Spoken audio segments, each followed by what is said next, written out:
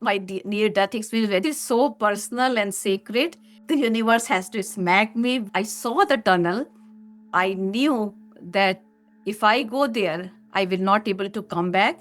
It took me years and years and years to process it, and my personality changed. My life changed completely after that. It was literally shown to me, and it was like a warning 2 weeks prior that something will happen to you. Three people were giving me all the information, and I felt my father's presence very, very strong. I told my husband that something will happen. I literally dropped. And I felt something like from my neck area, somebody like pushed out. What I felt in that moment was so spiritual. For my mother, after she died, I felt her presence all the time. I had a shared death experience with my father. I was with him literally when he was leaving.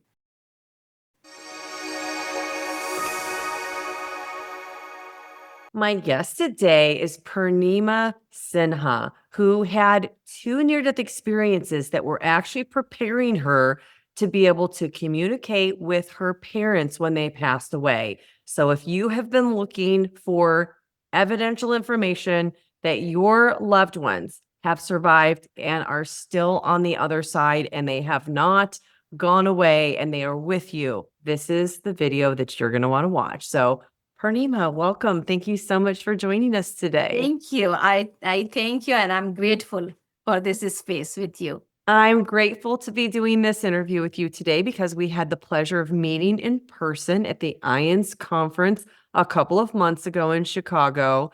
And I know that you have spoken to the IANS conference about your experience, but today we are in for a rare treat because although you've done some interviews, you've never shared your near-death experience before because you hold it in a very sacred place. But we both agreed that this is important to the story of how you have changed your entire life from a different career to what you're doing now because of these experiences. So I would love for you to share your near-death experiences in whatever way you would like to share them.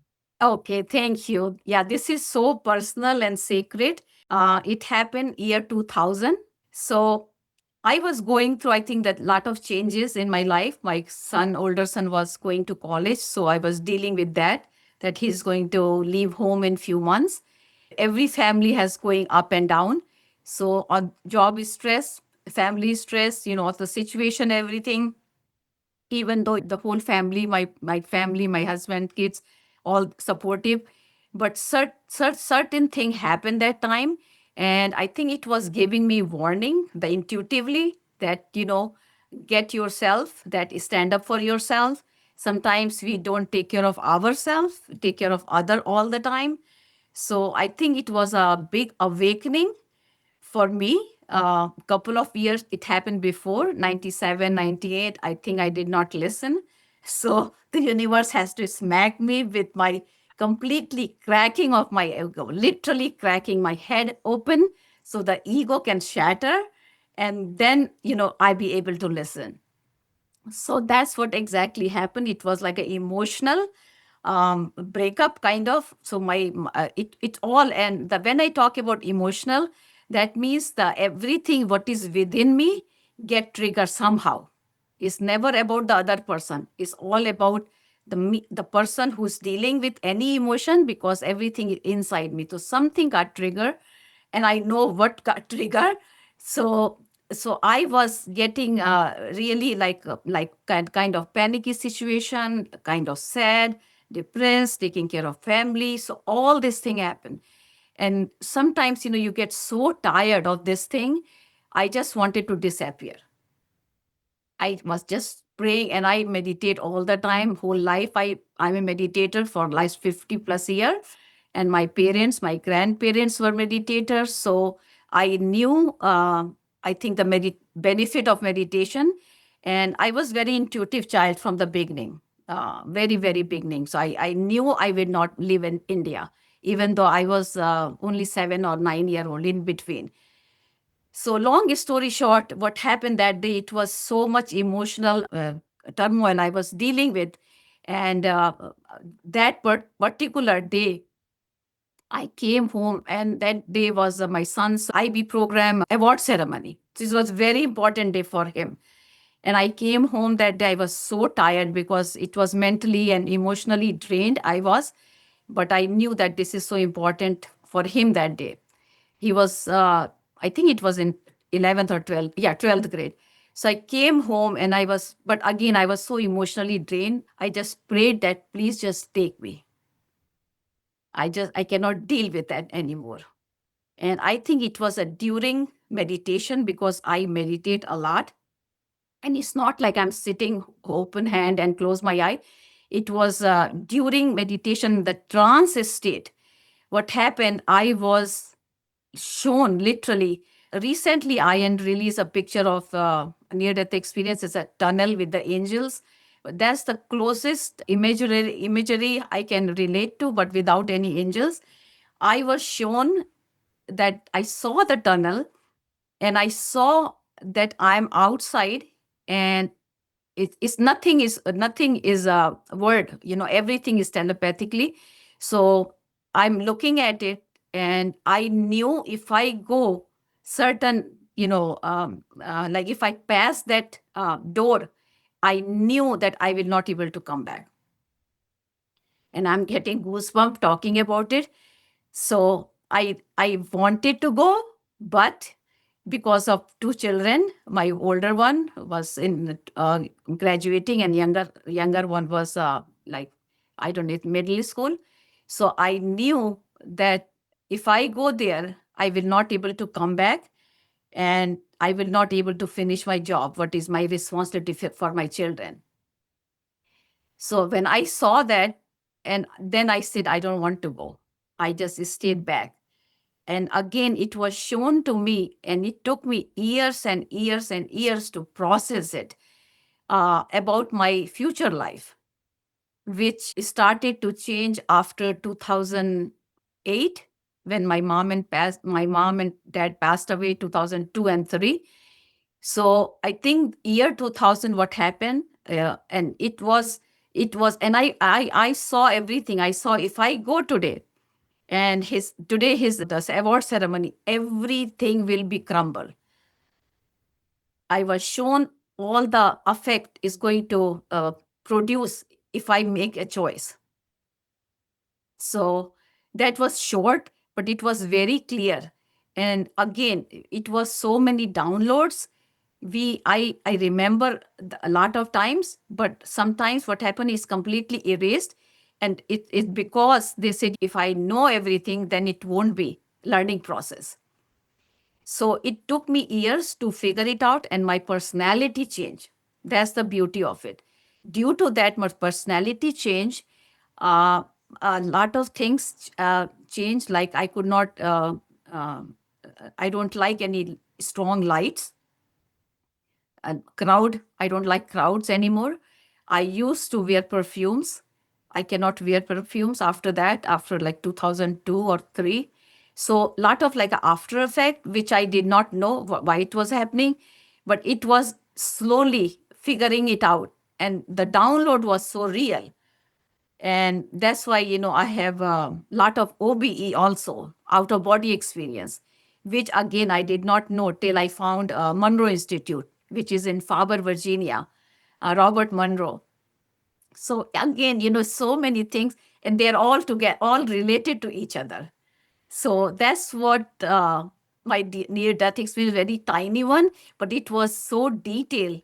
It showed me that each choice I make is going to affect everybody. And again, it was shown to me that, again, I'm getting goosebumps, that something big will happen for my son. And I didn't realize that time what was. And 2007, age 25, the number was keep showing me 25, 25. And I don't relate that number at all. So I was kind of afraid. I said, I don't know what happened to him age 25. And it was showing me. And after it happened, age 25, he became a medical doctor. He got the degree age 25. He was the youngest one. And he went to the same school where Dr. Raymond Moody went. So thinking back, I know that everything was planned. Maybe I planned it, I don't know. But I think with the previous life, I know for sure, I don't remember, but I know for sure that I have some unfinished business which I have to do in the hospital.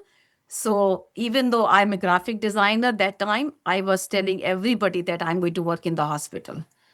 And they said, "Do you have a degree for hospital?" I said, "No." "Do you have any qualification for that?" I said, "No." So I end up working in the hospital starting 2008.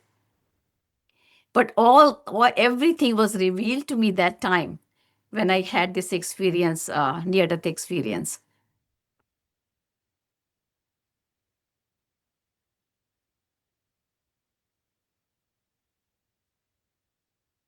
I cannot hear your voice.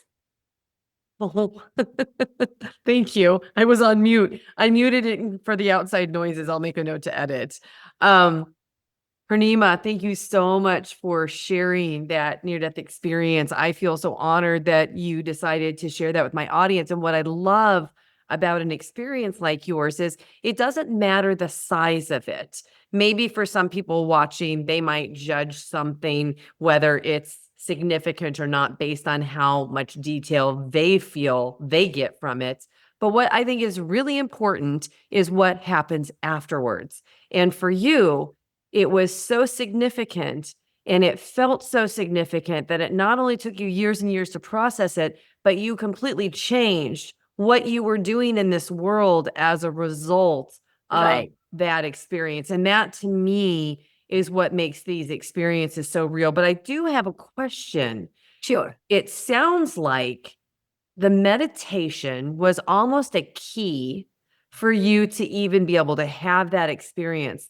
So tell us a little bit about what your meditation practice had been, because you said you had been meditating for 50 years, your grandparents had meditated. What were you doing on a daily basis, or what kind of a practice did you have so we can understand that part of it?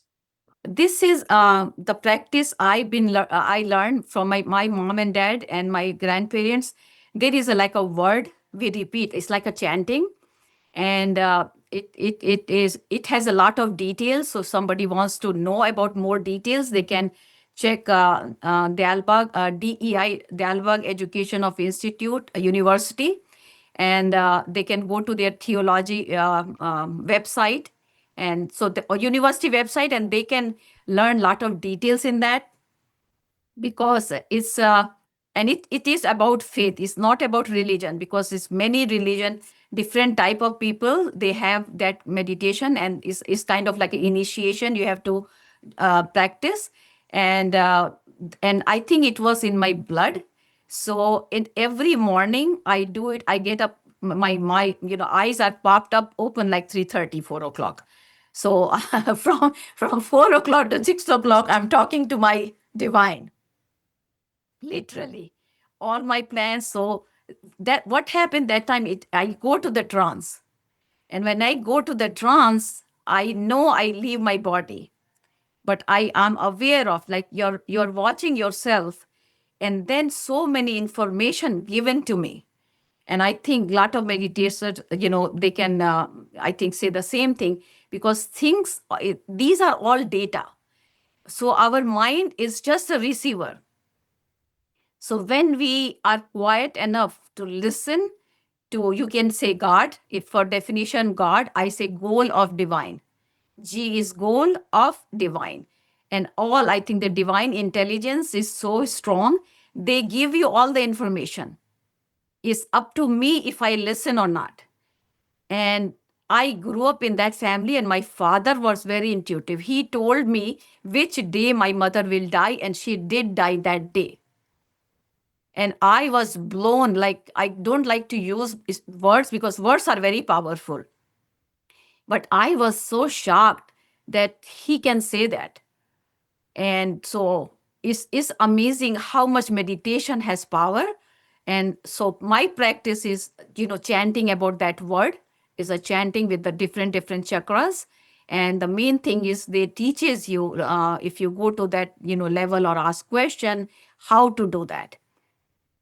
So it has certain criteria to learn. because, again, it's about training. And I think I got it later in life, but I was so in tune with my intuitiveness, which my father always said, trust your life and have faith. So I think that I have all the experience I have, lot of, I think 99% I can say is during meditation. Interesting. Yeah. I'm so glad you shared that with everybody and you gave them a resource to go to where they can learn more about it. Yes. So thank Yeah. you. We'll make sure we put that in the show notes. So can we go forward to the experience you had with the death of both of your parents? My goodness. I'm getting goosebumps. And again, I'm going to talk about today after death communication. I had no idea about this language till I find International Association for Near Death Study, which is IANDS. So thanks to IANDS, I know this is my language now, and I presented with other three wonderful people this conference panel discussion about after death communication. So what happened? I was very close to my father. With my mother, I was close, but in the childhood, I had no memory of with my mother. So, and that started to bother me age 36, 37. I started to remember things and I could not remember any childhood memory. So when they came here, US, they live in India. So when they came here, I, told me all my complaints with her, that as we blame our parents that do this and this. So she listened very carefully and she said it's not true. So I got more mad. And I said, I talk about everything what I felt in the childhood, and you said no, this is not true. And later on, again, I found out why it was that, and I literally forgave her. And it's a different story about other show. So my article got published in Eckhart Tolle newsletter, and that was the title was "How to Release the Pain Body." So what happened? My mom was very scared of death, even though my mom and dad both were very spiritual, but she was very scared of death. And since I'm the baby in the family and I live in US, she was very scared that if when her time to go, I don't know if she will come to see me or not. So when she got sick in 2002 August, it was all the old age situation. So nothing was, like due to, doctor said we cannot do anything. Her veins are all dried up. So please take her home and you can just feed her, like feeding tube. So, and she was getting memory loss little bit. So when I called her from here, she could not remember me. And that time I literally lost it. I was crying so hard. So my husband took me to India because I was not in the situation to travel myself. So I went to India. I saw her, and my father and mother, they were married together for like 57 plus year. So when my father saw her when she came back from the hospital, he was telling remove her from here because he could not able to see her like that. So and she was so weak, she could not able to speak much. And I was crying so loud to see my mother like that. I was 42-year-old that time. So my brother got little upset with me and he said, everybody's go through this thing. Why you acting like a child, 4-year-old? And I was just saying that, God, please take both of them because I cannot bear to handle that. So I was crying and my father, saw a family member and he said, remove Purnima from this room. Because of her, she cannot die. So when I heard that coming from his mouth, I was so shocked. I said, what did I do? So then all of a sudden, it's literally like a flipping a switch on and off. I stopped crying, literally. And all of a sudden, I remember when I was in my teenage years, probably between 15 to 18, that age time, you don't listen too much to when your father, mother give you advice. So she gave me all this information I got out from the other year. That time she told me exactly what to do when she's dying. She said, this life is a movie theater. This is not real. You are here to do your purpose. Your soul is here to learn lesson. So always pray, ask for guidance, and finish the job while I am here. So she was telling me all that stuff. And she said, when my time comes, you do not scream and yell and cry because soul wants to go home and you are holding it here. So it's going to be very painful for me. So let me go peacefully when I'm dying, and pray for me. We do satsang? It is from the Radha Swami faith we grew up with, is in Dialbag, India, Agra. So we always do that, like a chanting and verses, singing the verses. So all of a sudden I remember that, and I started sit down with her, and her eyes were closed, and I was doing all the prayer, and I put my right hand on her heart and left on her head and said, I have no grudge with you. I remember I complain all the time, but I know you loved me and I love you. And go to sleep nicely, and you will be fine and I will be fine. So you go peacefully. And literally next day, my I was sitting with my mom and dad in the middle on the bed, and my dad asked me what day is that today, and I told today's Thursday, and he paused and he said Sunday she will be gone. And she did hear that, and she made a very soft, gentle remark to my dad that, are you being smart again? So I said, Mom, you're listening everything. So you can so she did pass on Sunday. But one thing happened, like before that, when they were getting older, she used to tell me that we get very sad because nobody come and talk to us. When you get older, everybody has life, they are busy. So I made a promise to her that when I have time, I'm going to talk to older people. So when she was dying, when she died, actually, when doctor came to give the certificate that she's gone, I literally felt something from her body to me. I don't know what was that. It took me years to figure it out. Again, through ions, I know what was that. So I felt something, and I'm talking to my mom while she's dying, that because I knew that she was so afraid of dying, and I told her that I'm right here with you. So don't be scared. And in my mind, I'm telling her, to my mom, that you are my mother.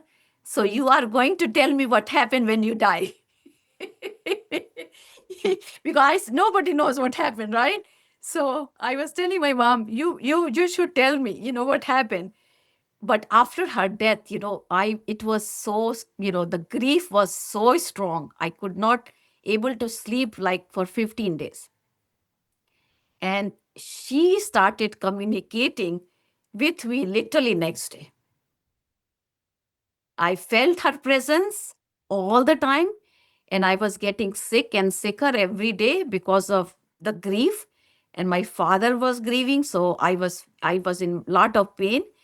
And my flight was from Ranchi to Delhi, was like 13 days later, and every day it was monsoon season that time in August, so thunder and rain.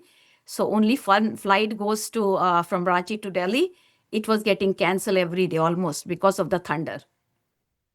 And I'm talking to my mom that, I came here for you. So this is your responsibility to bring me back home. I'm talking, smiling and laughing now, but the grief was so immense. I cannot even describe it because I was getting so sick. So what happened the day I had my flight, all of a sudden sun came, complete blue sky. The weather was nice. I came to Delhi, and from Delhi to US, whole period of time, it was like 22-hour flight because it was stopping in Switzerland. I was so sick, doctor was giving me medication for the anxiety. So I did not take it. I just wanted to go home, and I took my mom's shawl and put it on the right hand shoulder, and I literally tell her that you have to bring me back because, I don't know if I can make it on my own. And I have two kids to have a responsibility. Whole period of time, I felt her presence on my shoulder, came here, perfectly fine. And 3 or 6 months at least, I felt her presence all the time in my kitchen and family room. So I think what she could not give me when she had a physical body, when the body was gone, the energy was much easier to come to me, and I felt love, so much love, and so much guidance, and so much um, everything is fine, I'm fine. So those after death communication was so real, and my both kids know about it because I shared with them that I feel your grandmother's presence, and I was never scared. So her I have couple of story. I don't know how much time you have, but it was so immensely like a proof that they are with you literally. But for me, for my experience is it you have to ask, because if I don't ask, they don't come to you. And if I'm in the negative mode, the energy is so different. The frequency has to match. So I am a big prayer person. I love to pray, talk to God, whatever, however you define it. So I always do it to help me, because the grief was so strong. I was having very hard time keeping job, full-time job, taking care of both kids. They were in soccer and practice and after school activity. So I think she helped me at least 6 months continuously till she knew that I am doing okay. Oh, that's beautiful. But then you lost your dad. Yes, that's the sad part.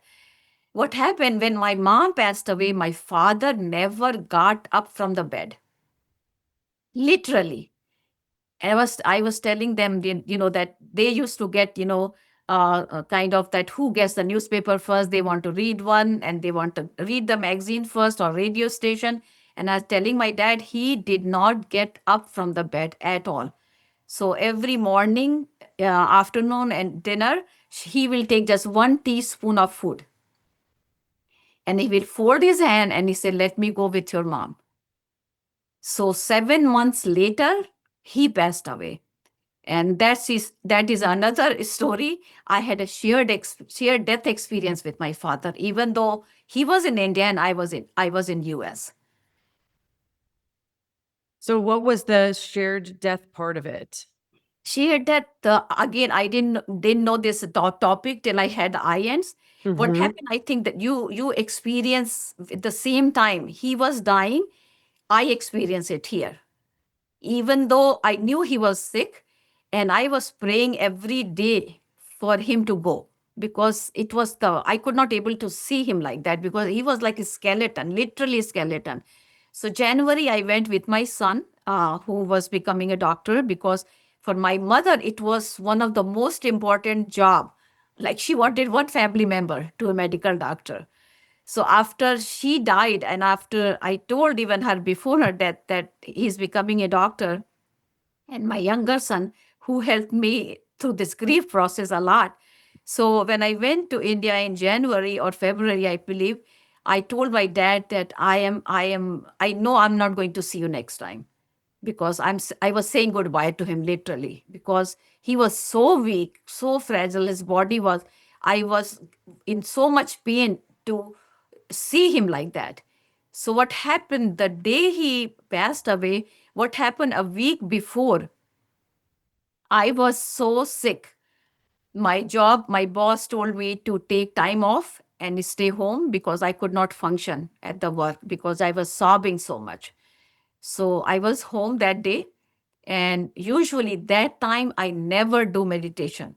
I have my particular time, usually in the morning, in the night, and in the middle, sometimes during the day. But particular that time when he passed away, what happened, I was praying that time, and I still remember moment by moment so clearly.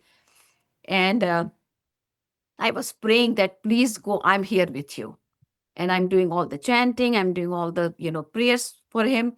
And later on, I went to somebody's house, because my friend invited me, because she said, you are very depressed, so come to my house, we'll have some little change. So when I come back from the her house, on my Mansing machine, the message was that he expired. So when I calculated the time, because India is like 10 and a half hour ahead of us, so that during the time I was with him. So that And gave so you said that you had an experience where it was very vivid, very clear. So what did you see when he was dying and you were with him? I was, I think, just holding his hand because he was very close to me. And that particular time, I never meditate, never. So I think it was like he was calling me and, intuitively, and I knew, and I sat and I pray. So during that time, it happened. And did you see anything that he saw as he was crossing over? No, I did not. Okay. Yeah. But I knew because of the timing, I knew that I was with him literally when he was leaving. Wow. Yeah. And so how did that change how you felt about spiritual things, even though you had had a spiritual practice up until this point in time? I always had spiritual experiences, mystical experiences. But what happened after these two things happened, and since I told my mom that, I will talk to old people, what happened, 2000, it was 2003, right? So 2005, my son graduated from medical school. So once he got the medical degree, I knew intuitively that one of my job is done. I just knew it. I don't know how. I just knew it. So at my work, full-time job, I'm telling everybody I don't want to work here anymore. I want to work in hospital. And they were saying, why you want to work in the hospital? And again, I had no idea why I'm saying that. And a month later, I got laid off. So it was so clear. I think the message, again, looking back, that time I had no idea. So looking back, when I came home, I was so thrilled. So now I can do whatever I want. So I went to, hospital for the volunteer work application. And my younger son, who's a scientist, so very, intelligent kids, but none of them have interest in after death communication or near death experience. They are very spiritual, they are very good, but nobody has interest. I think some people get, like kind of scared when they hear after death or near death. The death word scare people. So that was the beginning of my new career change. Wow. That's incredible. Completely changed my life. Completely. Both of their death completely changed my life. So we still have a little bit of time. So why don't you tell us about your most significant out of body experience that you had?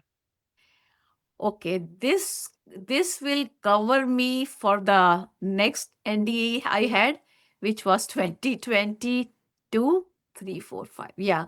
What happened, lot of times again when I'm doing meditation, I'm in the trance state, and I know that you can say, trance or lucid dreaming, and some people call sleep paralysis because you cannot move, because you are fully awake, fully alert, and fully awake. So what happened that day particular, I was doing meditation, and it was shown to me. It was literally shown to me, and it was like a warning 2 weeks prior that something will happen to you. It was very clear that something will happen, something is coming. And again, I had no idea, what is coming. It was just, again, when I say I listen, that means, the guidance I get is literally just the information, and it has no emotion behind it. So it was just like a warning that something will happen. So particular that day, but 2 weeks prior to that, when I was doing meditation, I was in a trance state, and I knew I was in trance state, and it was shown to me that I now I know what it is, but it was shown to me that three people. That's what I sense it. I could not. I was laying on my left side, and I could see on the right side like three people, but I could not able to turn my head.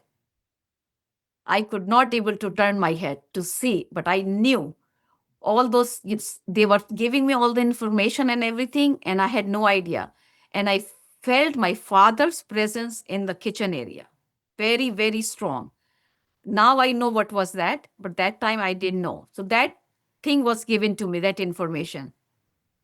And what happened 2 weeks after that, I was perfectly fine, and I came down the stair, and I was making some breakfast for between 10 and 11. So I told my husband that something will happen today, and ask for help. And again, I have no idea why I'm saying that.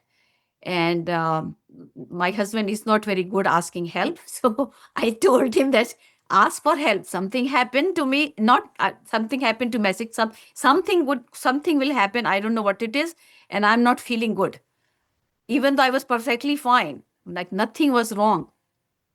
So literally, I turned around, I sat in the kitchen dining, and I'm telling him, and he has a phone in his pocket. So I'm telling him that call for help if something happened, okay? And literally talk after like within few minutes, I literally drop. And since he was behind me, he caught me, and he called the 911. And the 911 came, and they checked everything, nothing wrong. They didn't find anything. Every vital sign was fine. And I felt, what I felt in that moment was so spiritual. Again, it's very sacred for me to talk about in details. So, what I felt when I knew something is happening, and I felt like it's for my time to go. But I felt no attachment whatsoever. And I went to my meditative state, literally. And I felt something like from my neck area, somebody like pushed out. So I felt that. And again, I could not uh, like talk about too much detail because it's so personal. And now after that, it took me, I think, months or maybe year to figure it out that my father was there to protect me. It was not my time, or maybe something happened. So I remember that, okay, this was shown to you 2 weeks prior, that this something is coming. And they were telling me all the information, whoever they are, I have no idea, but I knew this was three being. They were telling me, giving me the information. I think my father was behind to protect me that no, it's not her time. So the beauty of it, what I felt that moment was that I did not feel any attachment, that okay, I have my husband, I have two kids, I have this, all the things you think about. Nothing. I was so much in peace. When I think it was a process, something happened that day, and it was literally pushed that you will be fine. So Wow. when the time one was, Who do you think that the three beings were? I have no clue. I Did, think it was did a you lot of see them or just sense them? sense them. And I wanted to see, to turn my head, but I could not able to do it. And I felt my father's presence behind me, and I saw them. So again, I don't know what I think they gave me a lot of information, but I could not remember anything. But I remember that they were there to, I think, prepare me that is coming, be prepared. But again, I don't know. But I felt my father's presence so strong that it's not done yet. So you cannot take her. Wow. I'm just saying it what I felt. Sure. No word was exchanged. No word was exchanged. That's amazing. So, Purnima, I'm sure that there are people who are watching who would love to connect with you. Do you have a way that people can connect with you? They can email me, and on the subject, if they put your name, then only I will open it, because so many, and I'm not very good with technology, I delete things literally. If I don't know them, I just delete it, because I don't know how to fix computers. So, and nobody's home. So I have to call my younger son, who is genius.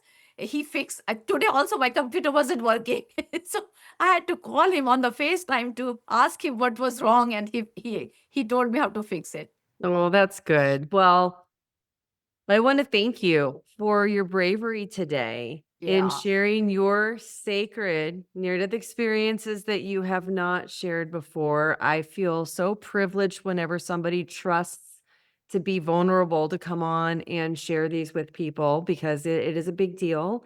And I feel so happy for you that you were able to get peace with your mom after she died, after your super, super deep sadness, and with your father as well. I'm sorry for your losses, but I feel so happy for you that you've been able to stay connected with them. Yes.